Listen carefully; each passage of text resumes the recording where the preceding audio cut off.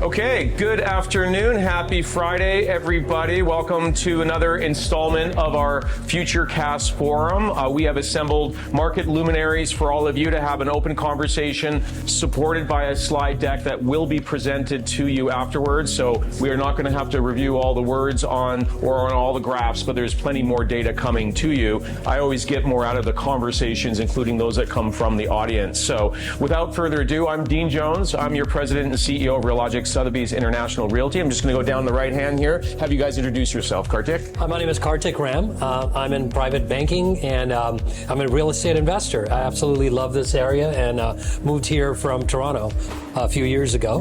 And I'm excited to be part of this conversation. Yeah. Thanks, Kartik. Yeah. Hey, Ofer Evnery. My background is computers, computer sciences, AI. Also was lucky to be a real estate investor and developer in the last 10 years in the area. So I have a unique perspective to look at both of these angles. Eddie Chang, one of the founding members here at Sotheby's in Bellevue.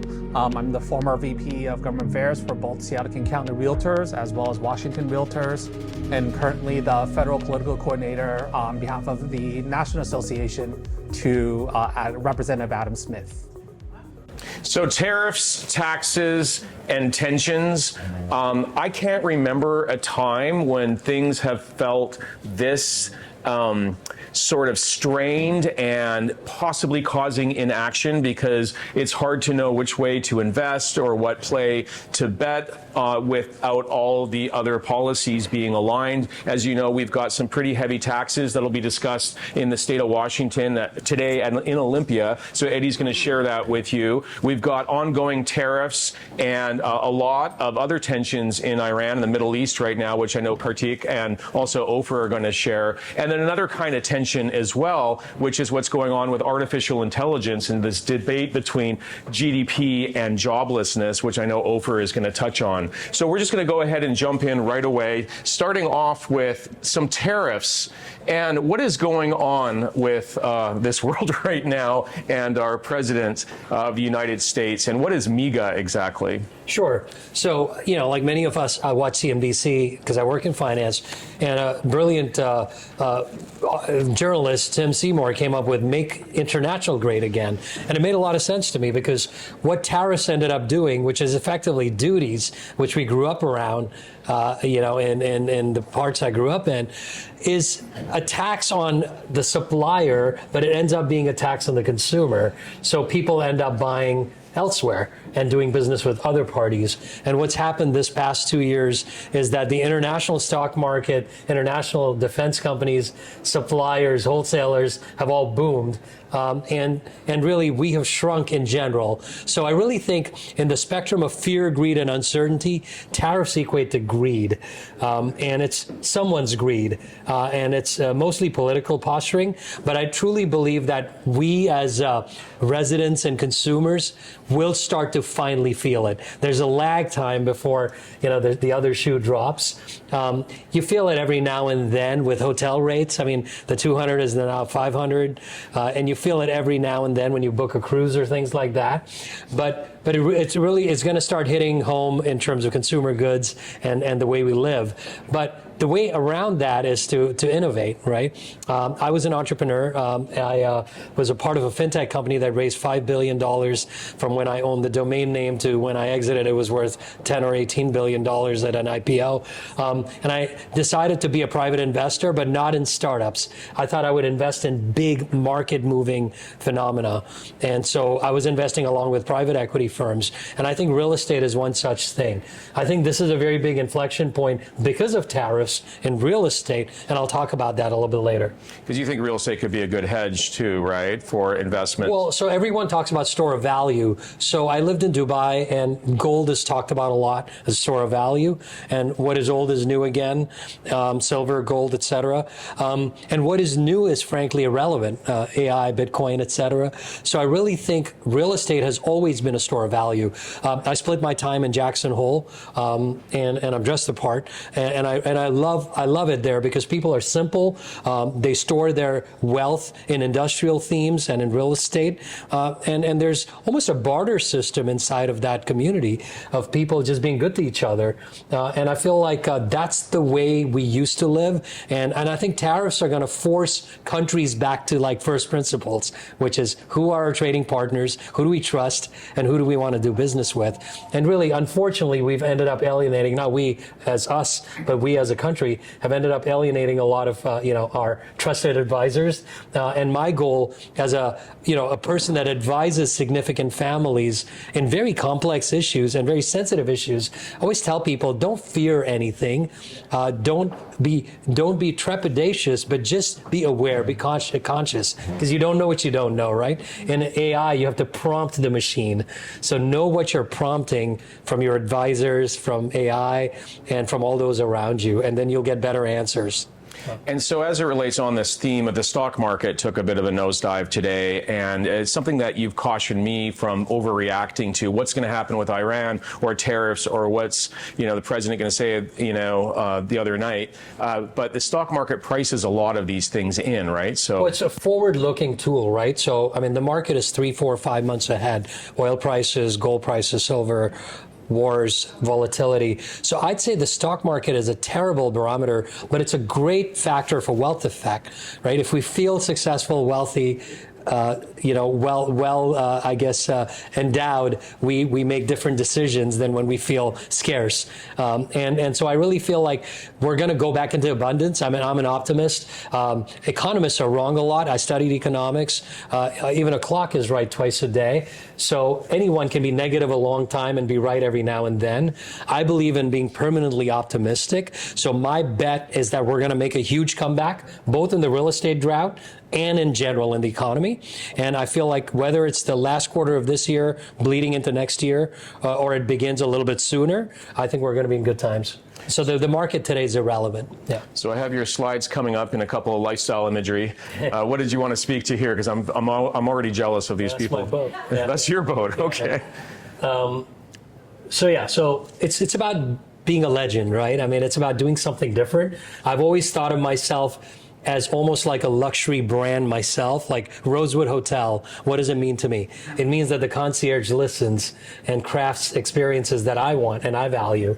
So really, I think global wealth is about this kind of look at markets that provide them what they want, not necessarily the shiny objects, right? So there's a lot of disruption happening around kind of people moving to where they feel more comfortable, where they feel less discriminated, where they feel more understood, and frankly, where their wealth goes farther.